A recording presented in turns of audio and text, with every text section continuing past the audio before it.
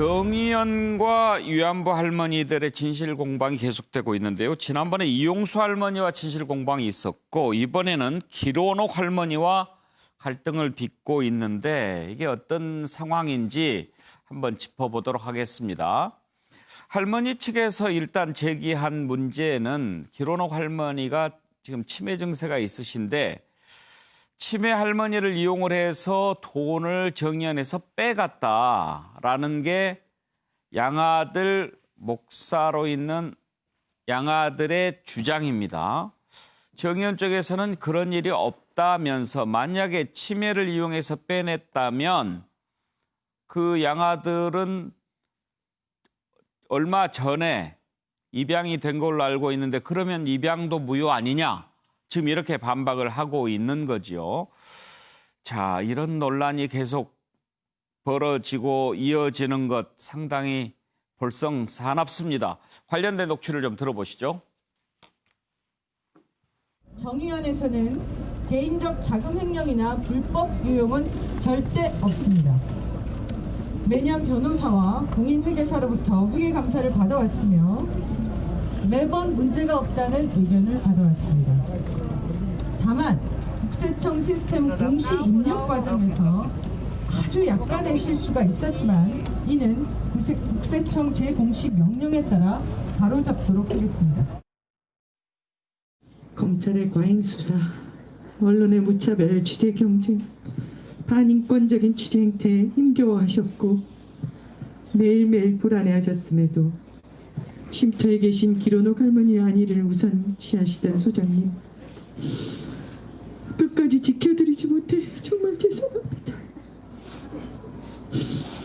피해자 운동에 대해서 묵묵히 자신의 일에 충실하셨던 소장님의 역할을 너무도 당연시했던 저희들을 용서해 주세요. 이 끔찍한 일들이 모두 부족한 저희들 때문인 것만 같습니다. 비통합니다. 예, 자 먼저 상황을 좀 자세히 알아보기 위해서 최경철 의원께 정리를 좀 부탁드려 볼까요?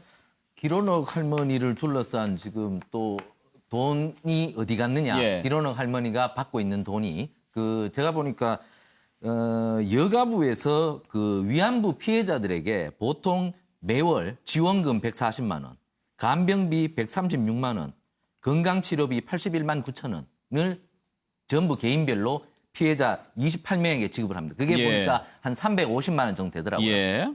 그러면 이 350만 원이 통장에 계속 들어왔는데 그러면 할머니가 이 돈을 썼느냐?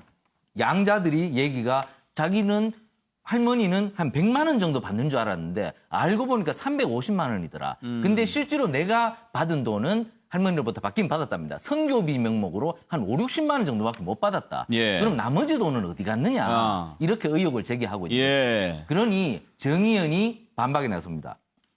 할머니가 받은 돈은 할머니가 지금 몸이 많이 편찮으셔서 이 정의연이 쉼터에서 할머니를 모셨죠. 길할머니를. 그렇기 때문에 할머니가 몸이 많이 아프셔서 4명의 요양보호사를 고용을 했다. 할머니 일을 추발 들기 위해서. 예. 그렇게 되면 오히려 돈이 모자랐다. 예. 그래서 정의연에서 오히려 1,500여만 원을 추가로 지급한 것도 있다. 그렇기 때문에 돈을 횡령한 사실이 없고 오히려 우리가 길할머니한테 더 드렸다.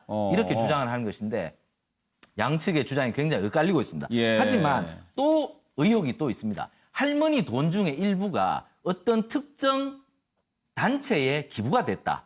이것을 또 양자가 주장을 하고 있죠. 예. 그 액수가 뭐 정확하게는 자신들이 잘 모르겠다고 하지만 또 하나의 그것이 있는데 의혹이 2017년에 위안부 합의금 대신 국민성금으로 조성된 1억 원이 길 할머니에게 전달됐는데 예. 이 돈을 할머니가 1,000만 원만 가족에게 주고 나머지 5천만 원을 정의연에 기부했는데 예.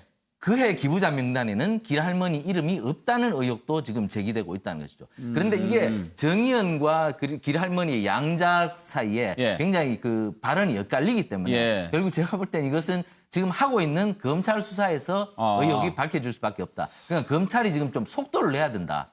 수사의 속도를. 저는 이렇게 봅니다. 그런데 현근택 부위원장, 네. 지금 정의연 쪽에서는 그 양아들 목사에게도 뭐 3천만 원인가? 얼마가 갔다고 지금 이야기를 그런 하던데요. 나중에 얘기고요. 지금 예. 말씀하신 이제 1억 원 중에 아마 1,000만 원을 그때 당시에 양아들한테 줬다 그런 거고 예. 아마 그 통장에 있던 거를 최근에 이 문제가 되면서 압수수색 전후로 해서 아마 1,000만 원, 2,000만 원 있던 금액 3,000만 원 줬다는 얘기인데 아마 이분이 최근에 이 정식으로 아마 이렇게 등록을 하신 것 같아요. 근데 그 전에 이분 말씀을 보니까 그 전에는 모르겠습니다. 위안부 할머니하고 오랫동안 뭐 인연이 있었으니까 됐겠지만 사실 그 전에도 할 수 있었거든요. 법적으로 뭐 호주제 폐지된 지가 뭐 2008년인가 됐으니까 10년도 더 됐어요. 근데 그동안 안 되다가 최근에 이 돈 문제가 불거지면서 또 뭐 정식으로 이렇게 등록했다는 부분도 그렇고 어쨌든 근데 이 위안부 할머니 둘러싸고 이런 어떤 개인적인 돈 문제가 굉장히 많이 벌어지는 부분이 굉장히 안타깝습니다. 또 보니까 또